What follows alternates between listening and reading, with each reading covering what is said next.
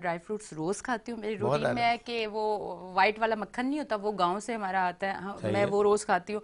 सही है। मैं खाना जो है वो देसी घी में, लोग हैरत करेंगे हम्म। वो इतना हैवी फूड ये मतलब किस तरह से खा लेती है। तो मेरे खाने में मैं खाती ही देसी घी हूँ। मुझे दूसरा ऑयल जो है वो अच्छा बिल्कुल भी नहीं लगता। तो मुझे ये चीजें बचपन से ही मैं कर रही हूँ। सही। अल्हम्दुलिल्लाह मुझे कभी कोई प्रॉब्लम नहीं हुआ किसी भी चीज से। सही। तो मेरा हाल से ये रूटीन में ड्राई फ्रूट्स तो होने चाहिए, ड्राई बच्चों फ्रूट को भी होना आप दें। चाहिए। डॉक्टर अब साहब बच्चों जैसे को हम भी लोग दे तेल। सकते हैं, हम्म। बच्चों को भी दे सकते हैं। बिल्कुल बच्चों को भी दे सकते हैं आप, लेकिन बच्चों को ये चीज़ें टेस्ट वाइज उनको पसंद नहीं आती है ना, तो इसलिए ये बड़ों को लेते हैं। ये छोटे बच्चे जो होते हैं वो हर चीज़ ही खा रहे होते हैं। हाँ, वो क्या चीज़ है जो नहीं खाते, नहीं वो हर चीज़ खाते खाते हैं, हैं। तो बिल्कुल। उनके लिए प्रोटीन है, फैट्स है, कार्बोहाइड्रेट है। ज़्यादातर बच्चे मशरूबात ज़्यादा लेते हैं तो उनको कार्बोहाइड्रेट ज़्यादा लेना मिलता है। जब वो मिलता है उससे भी उनकी ग्रोथ हो जाती है, उनकी फैट हो जाते हैं। तो उनको इतनी चीज़ों की ज़रूरत नहीं है। हमें वहाँ ज़रूरत होती है जहाँ कुछ चीज़ों की कमी होने लग जाती है।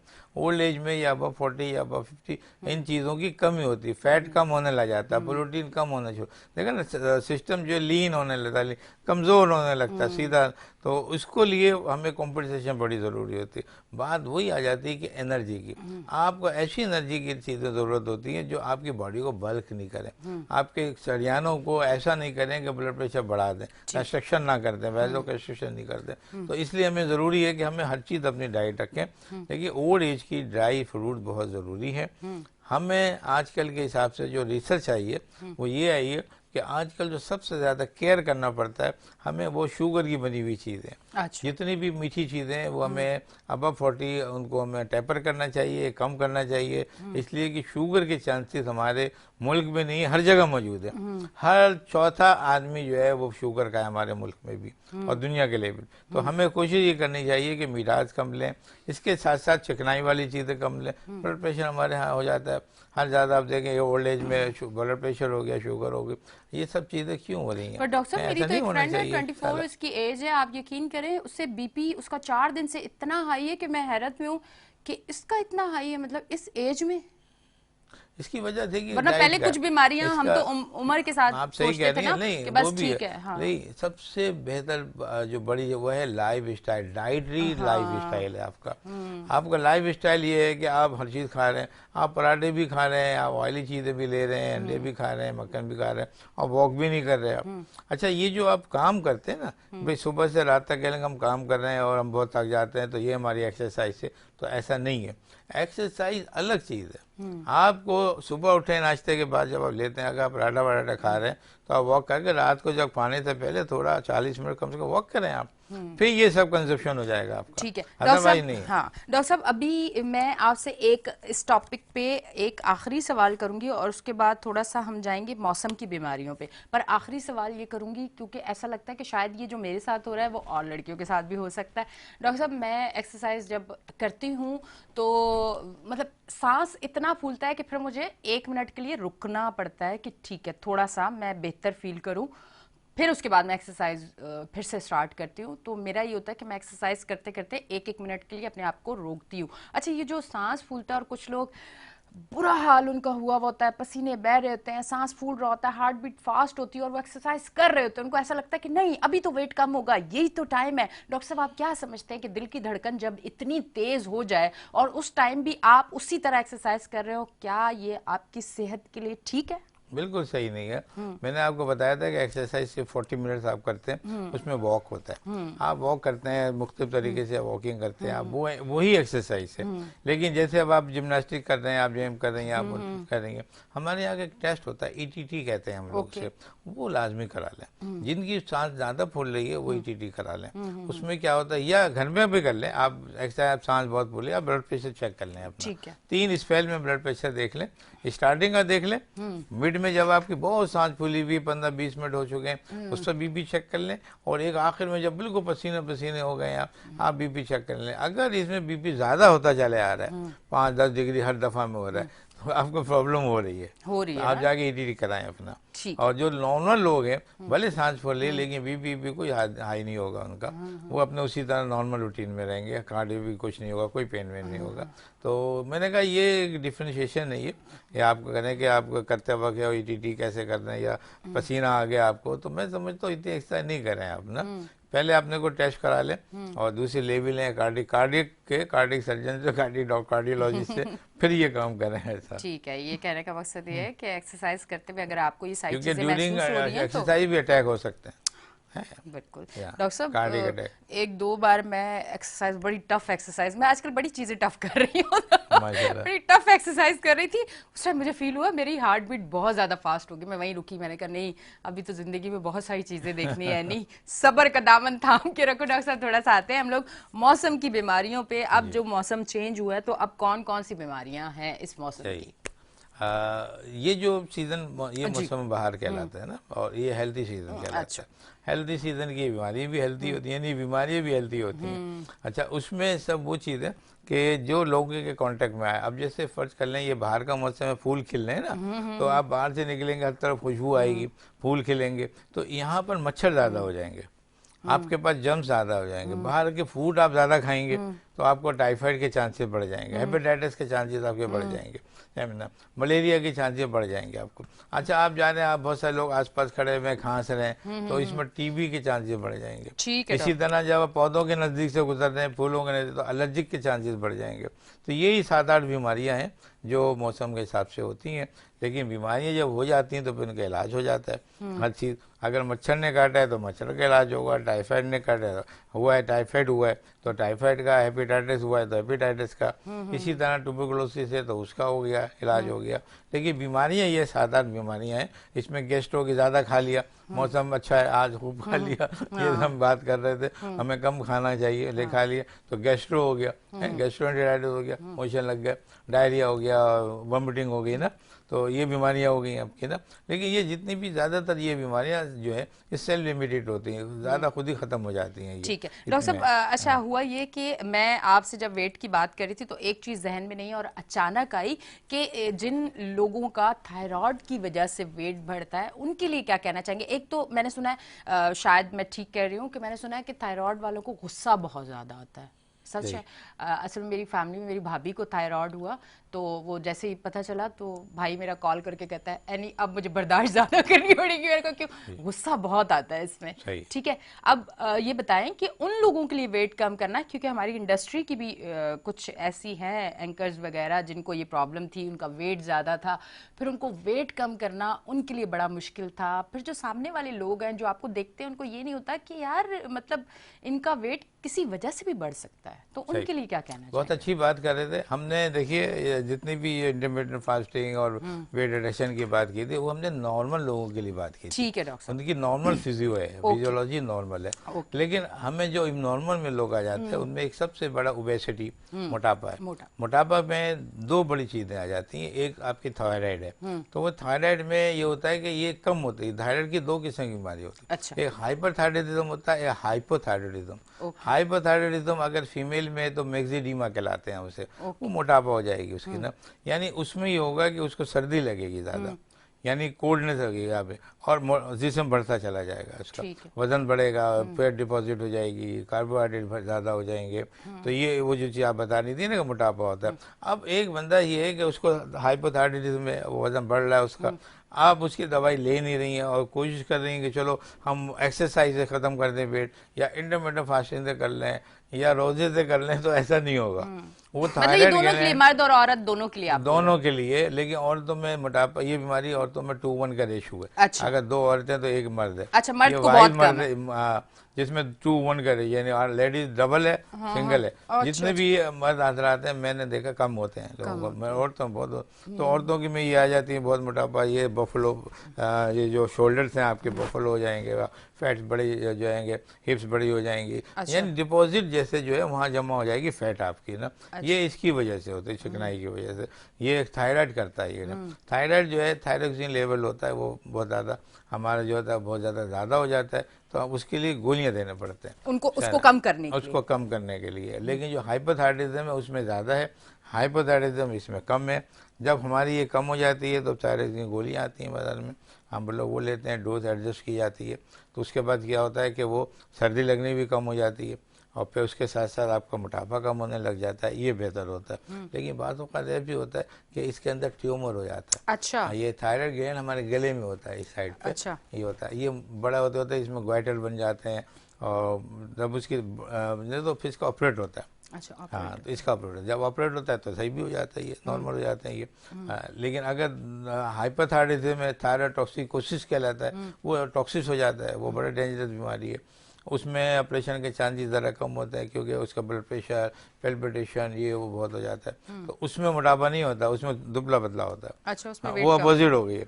यानी ओके। इसमें जिसमें बढ़ रहा है वो भी थायराइड का, लेकिन उसमें कम हो रहा है वजन, अच्छा। वजन कम हो रहा है, दुबले होते चले आ रहे हैं आप। तो बहरहाल मैं कहने का मकसद ये कि जो बीमारियां जिनमें ओबेसिटी डेवलप हो रही है, किसी पैथोलॉजिकल कोई उसमें एलिमेंट आ रहा है, तो पहले आप उसको क्लियर करेंगे, फिर जाके अपना वजन कम कराएंगे आप। अच्छा डॉक्टर साहब, क्या थायराइड वालों को बेऔलादी का भी कोई ऐसा कोई है? क्योंकि डायबिटिक पेशेंट के लिए अक्सर कहते हैं कि आपको जो आपकी मैरिड लाइफ है वो भी अक्सर डिस्टर्ब हो जाती है। आप थोड़ा सा ये चीज़ें इसलिए मुझे बोलना पड़ जाती हैं मैं क्योंकि आपको मजबूरी बताता हो जाता है कुछ सवाल करने के लिए, तो मैं कोशिश हाँ। वैसे करती हूँ डॉक्टर साहब से बड़े ढके छुपे अल्फाज में बात करके, नहीं फैमिलीज नहीं, हमें अच्छी देख रही बात है, होती ये हैं। बड़े को होना तो चाहिए हाँ और इसका डॉक्टर कंसेप्ट लोगों को साहब, होना हाँ चाहिए। बिल्कुल, क्योंकि या हमारी जो बच्चियां हैं अगर उनको ये बीमारी होती है तो अक्सर माँ बाप इलाज नहीं करवाते कि चलें शादी के बाद हो जाएगा इलाज, या अफोर्ड नहीं कर सकते, ऐसा भी हो सकता है। बहुत सारी चीज़ें होती हैं कि हम बहुत सारी बीमारियों को इग्नोर करते हैं। तो अल्लाह ना करे क्या ये बीमारी आगे जाके बेऔलादी का भी सामना हमें करना पड़ बिल्कुल सकता आप सही कह रही हैं। ये बेऔलादी को हम लोग कहते हैं इनफर्टिलिटी। है? जी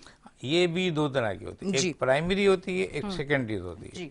प्राइमरी का कोई कॉज नहीं है, कोई भी वजह हो सकती है। बच्चे बाद औक़ात आपके पास आ रही हैं, बच्चियाँ आई हैं भी और कहते हैं कि उनको पीरियड नहीं हो रहे हैं। तो जब पीरियड नहीं होंगे तो बच्चे कहाँ से होंगे? हाँ, बिल्कुल। ठीक है ना। तो उसमें उनकी एबनॉर्मलिटी है, विजाना नहीं है, यूट्रस की कमजोरी है, या यूट्रस छोटी है, बड़ी है, उसमें इसमें बहुत सी वजूहत होती हैं। ठीक है। प्राइमरी वो ढूंढता है, डॉक्टर या डॉक्टर उसको ट्रेस आउट करता है। हमारे पास आते हैं मरीज, लेडीज आती है, हम उनको ट्रेस आउट करते हैं, भैया ये हो रहा है। देना दूसरा इसका सेकेंडरी।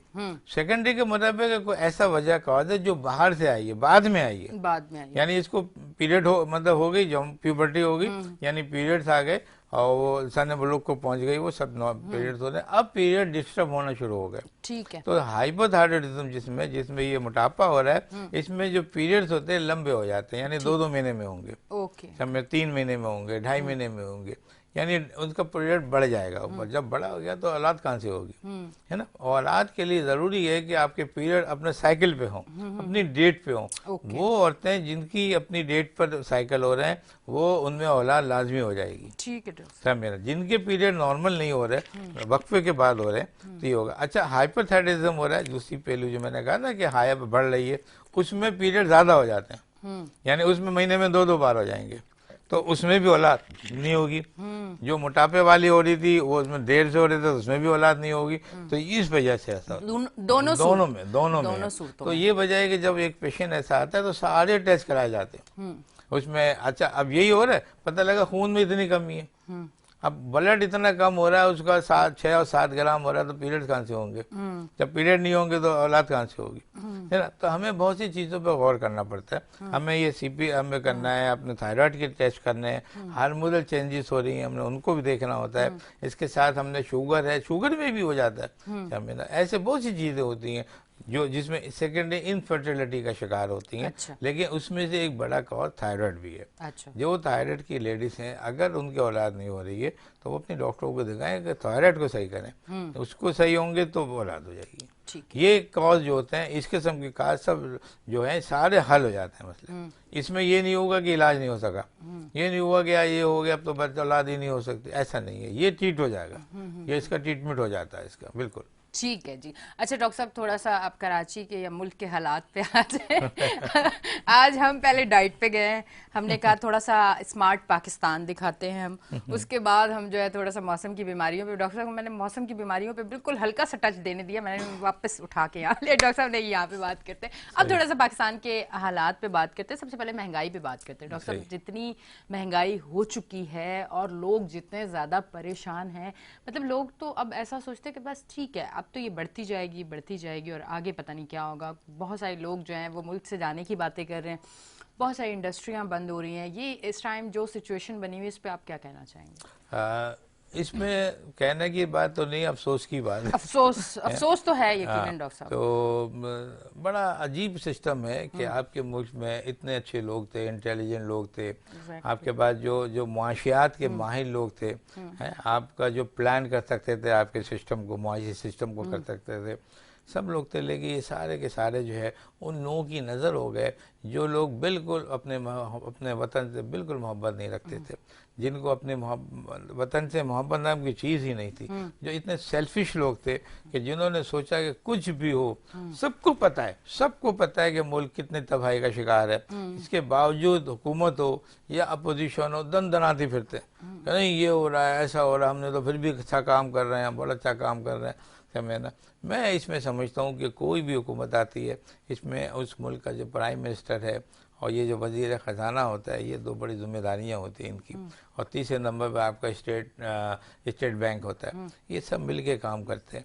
जब आपके पास प्रोडक्शन नहीं है, पैसा ही नहीं है, डॉलर बढ़ा जा रहा है, अपने आपके रुपए की स्टेबिलिटी अनस्टेबल है, तो आपका हाँ महंगाई इतनी जाएगी कि आपके गले कटेंगे आपके, या आपने कुछ भी नहीं देगा, आगे जाके क्या तबाहियाँ आने वाली हैं आपके मुल्क के अंदर। समझे ना। बाज़ औक़ात ऐसा होता है कि आपका ये जो नोट है, रुपया, ये सड़कों पे पड़ा होगा और कोई उठाने वाला नहीं होगा। आप कहेंगे किधर दें, किसको दें, कितना पैसा उठाएंगे आप, आपके पास न खाने को है कुछ है। बहुत ज़्यादा अभी श्रीलंका का जो हाल हुआ था उसी तरफ हम लोग बढ़ रहे हैं। मुझे समझ नहीं आता ये सब कुछ क्या हो रहा है। हालांकि चीफ जस्टिस हमारे नोटिस ज़रूर लेते हैं, लेकिन उनको सख्त नोटिस लेना पड़ेगा महंगाई के हवाले से। और जब तक, सबसे पहले मैं कहता हूँ आज की मैसेज मेरा ये है चीफ जस्टिस साहब को और हुकूमत को, जो हमारे फेवर में हमारे मुल्क को चलाने के लिए जो कोशिश है, उनके लिए सबसे पहले ये करें कि इंडस्ट्रीज़ को खोलें। इंडस्ट्री जो आपकी चल रही है बिल्कुल बंद हो गई आपकी सारी इंडस्ट्री, उनके जो वजूहत है, रीज़न है, उनको हल करें। खर्च आप लोन ले रहे हैं, खर्चा आप बाहर से जो है पैसा मंगा रहे हैं, आप इंडस्ट्री को दे दें। आप कहेंगे भाई इनकी वजह से इनको गैस चलेगी, इंडस्ट्री चलेगी, इनको पेट्रोल मिलेगा, ये इंडस्ट्री चलेगी आपको। तो जब आप देखेंगे ये सब चीज़ें चलेगी तो आपको मुल्क चलेगा। सिर्फ एक ही रास्ता है, एक ही रास्ता है, प्रोडक्शन बढ़े, पैदावार बढ़ाई जाए और इंडस्ट्री को ओपन कर दें। आप देखिए ये सारी चीज़ें अपनी जगह पाएंगी। अदरवाइज बहुत मुश्किल काम है अपने मुल्क को चलाना। ठीक है डॉक्टर साहब, बहुत बहुत शुक्रिया, आप तशरीफ लेके आए, thank you very much. Thank you. जी नाजरीन, आप देख रहे थे हमारा show weekend shine with Annie Shah, और कोशिश की पहले सेगमेंट में बहुत सारी बातें डॉक्टर साहब से की, हर टॉपिक पे कोशिश की बात करने की, पर लास्ट में थोड़ा सा दिल मेरा उदास हो गया कि जब पाकिस्तान की बात आती है और इस तरह के हालात जब सामने आते हैं, तो हम अपने आसपास ऐसे लोगों को ज़रूर देखते हैं जो इस टाइम बहुत मुश्किल का शिकार है, तो फिर बड़ी तकलीफ़ होती है। और फिर सबसे ज़्यादा तकलीफ़ जो मुझे होती है कि जब मैं अपने किसी पड़ोसी मुल्क का कोई ऐसी चीज़ स्क्रीन पे देख लेती हूँ सोशल मीडिया पे, जहाँ वो पाकिस्तान के लिए इस तरह की बातें कर रहे होते हैं कि पाकिस्तान आज कहाँ खड़ा है, पाकिस्तान आज कहाँ खड़ा है, तो बहुत दुख होता है और बहुत अफसोस होता है। और इक़्तिदार में बैठे हुए लोगों पे मुझे हैरत होती है कि उनका ज़मीर कब जागेगा, उन्हें कब पता चलेगा कि हमारा मुल्क कहाँ जा रहा है। हम लोग हम पे हंस रहे हैं, और ये अवाम का क्या कसूर है? अगर गलत पॉलिसियाँ आपने बनाई, गलत चीज़ें आपने की, या कोई चोर चोरी करके चला गया, या कोई भी जो अब आजकल बातें होती हैं, वो सारी चीज़ों में अवाम का क्या कसूर था? पर आज जो है वो अवाम परेशान है। खुदारा जो लोग मुझे देख रहे हैं इस टाइम पे, मैं ये चीज़ ज़रूर कहना चाहूँगी, ये मासूम अवाम है, इनका ख्याल रखें। कुछ ऐसे लोग भी, मैं उन लोगों से मिलती हूँ जो लोग कहते हैं कि हमारे बच्चों ने खाना नहीं खाया। अक्सर अब मेरी टीम मुझे ये कहती है कि आप शो पे रो जाती हो, क्यों रोते हो आप? हालांकि स्ट्रांग हो आप, इतनी आप रोड शो भी करती हो, फिर आप रो क्यों जाती हो? मैं रोती इसलिए हूँ कि जब मैं किसी को तकलीफ में देखती हूँ तो मुझे ये होता है कि यार कोई इतना तकलीफ में कि उसके सामने उसका बच्चा भूखा है और वो कुछ कर नहीं सकता, किसी माँ बाप के लिए उसकी औलाद से बढ़कर कोई नहीं होता। तो ये तकलीफ जब मैं लोगों की देखती हूँ तो मुझे बहुत ज़्यादा अफसोस होता है। तो आज मेरी आवाज़ जहाँ जहाँ जा रही है, खुदारा पाकिस्तान के लिए कुछ करें, पाकिस्तान का सोचें, अपनी आवाम का इसमें सोचें। दोनों की आवाज़ है, बिल्कुल हमारी डॉक्टर और साहब, आपकी मेरी और मिलके। डॉक्टर साहब, हम दोनों की तरफ बहुत से, क्योंकि पाकिस्तान है तो हम हैं। लेते हैं एक ब्रेक, मिलते हैं ब्रेक के बाद।